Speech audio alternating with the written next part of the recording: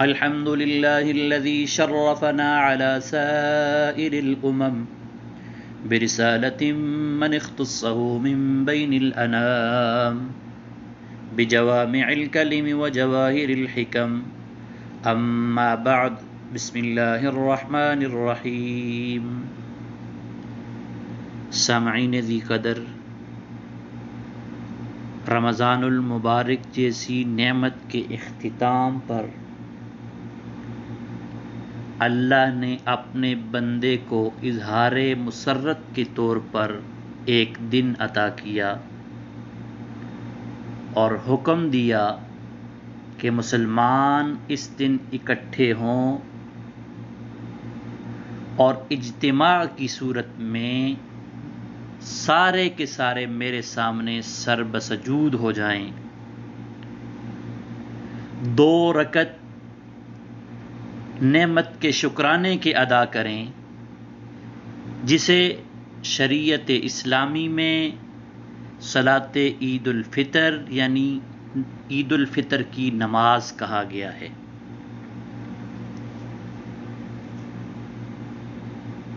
حضور صلی اللہ علیہ وسلم عموماً عید کی نماز کھلے میدان میں ادا کیا کرتے تھے، لیکن وہ مساجد جن میں نماز جمعۃ المبارک کا اہتمام ہے وہاں پر بھی عید کی نماز ادا کی جا سکتی ہے۔ 2 رکعت نماز عید ادا کرنا مسلمانوں پر واجب ہے، اور خطبہ جمعہ کی طرح علماء کے نزدیک خطبہ عید کو سماعت کرنا بھی واجب ہے۔ عید الفطر کے دن حضور صلی اللہ علیہ وسلم کی سنتوں کا اہتمام کیا کریں۔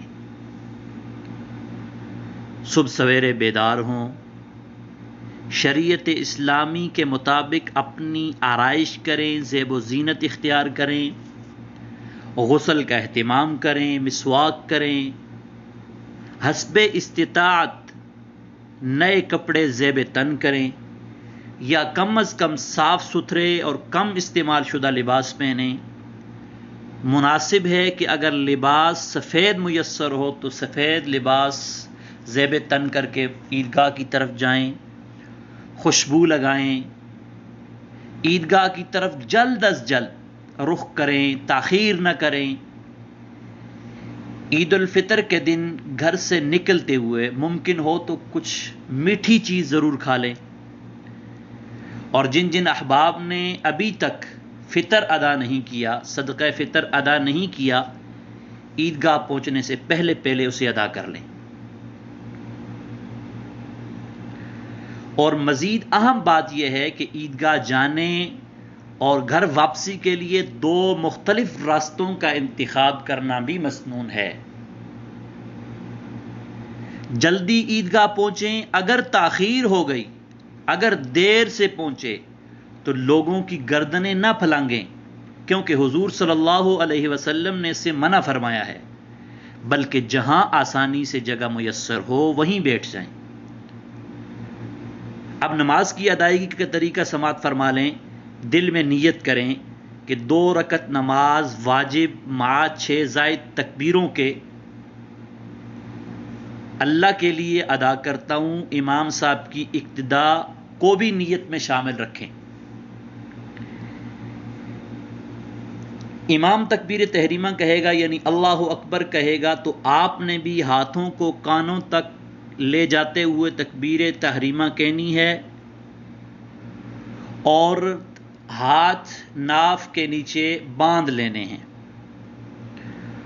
اور ثنا یعنی سبحانک اللہم وبحمدک وتبارک اسمک وتعالی جدک ولا الہ غیرک، یہاں تک آپ نے بھی پڑھنے کا اہتمام کرنا ہے۔ اس کے بعد ثنا کے بعد امام 3 دفعہ اللہ اکبر کہے گا، تکبیر کہے گا۔ آپ نے تینوں دفعہ اللہ اکبر کہتے ہوئے ہاتھ کانوں تک اٹھانے ہیں، پہلی 2 دفعہ تکبیر کے بعد ہاتھ باندھنے نہیں، ہاتھ ناف پر باندھنے نہیں بلکہ چھوڑنے ہیں، اور تیسری اور آخری زائد تکبیر کے بعد ہاتھ اپنے ہاتھوں کو ناف پر باندھ لیں۔ پھر امام اعوذ باللہ من الشیطان الرجیم بسم اللہ الرحمن الرحیم کے بعد بلند آواز سے سورہ فاتحہ اور اس کے ساتھ کوئی دوسری سورت یا کوئی آیات، کوئی بھی 3 آیات قرآن مجید سے پڑھے گا۔ اس کے بعد امام رکوع کے لیے تکبیر کہے گا، آپ نے امام کے ساتھ رکوع میں شریک ہونا ہے، 2 سجدے کرنے ہیں۔ پھر امام اللہ اکبر کرتے ہوئے دوسری رکعت کے لیے کھڑا ہو جائے گا، اور امام سورہ فاتحہ اور اس کے ساتھ قرات کو ملائے گا۔ اب جو تکبیرات زائد ہیں یہ قرات اور سورہ فاتحہ اور قرات کے بعد ہوں گی، اور یہ 4 تکبیریں ہوں گی۔ یاد رکھیے ان 4 میں سے 3 تکبیریں زائد ہیں، اور ایک تکبیر جو ہے آخری والی یہ تکبیر رکوع کے لیے ہے۔ پہلی 3 تکبیروں پر آپ نے بھی اللہ اکبر کہتے ہوئے ہاتھ کانوں تک اٹھانے ہیں اور چھوڑ دینے ہیں، ہاتھوں کو باندھنا نہیں ہے۔ چوتھی تکبیر رکوع کے لیے پہلے بھی عرض کر چکا ہوں، تو چوتھی تکبیر کے ساتھ ہی آپ نے اللہ اکبر کہنا ہے اور رکوع کے لیے جھک جانا ہے، اور پھر امام کے ساتھ 2 سجدے، پھر تشہد، حتیٰ کہ امام سلام پھیر دے اور آپ بھی سلام دائیں اور بائیں دونوں طرف پھیر دیں۔ یاد رکھیے اب عید الفطر اور عید الاضحیٰ میں جو خطبہ ہوتا ہے یہ عید کی نماز کے بعد ہوتا ہے، تو خطبہ مسنونہ کو آپ نے خاموشی سے اور باادب بیٹھ کر سننا ہے، خاموش رہنا ہے، کسی کو منع بھی نہیں کر سکتے کہ آپ خاموش ہو جاؤ، خطبہ ہو رہا ہے، اس کو بھی لغو شمار کیا ہے علماء نے، لہذا خاموشی سے بیٹھنا ہے۔ میری دعا ہے اللہ تعالی آپ سب کو خوشیاں عطا فرمائے۔ میری طرف سے تمام میرے جاننے والوں کو، اور خصوصاً جو میری آڈیوز، میرا پیغام سنتے ہیں، ان سب کو قبل از عید میری طرف سے بہت بہت دلی طور پر عید مبارک۔ اللہ تعالی ہم سب کا حامی و ناصر ہو، وما علینا الا البلاغ۔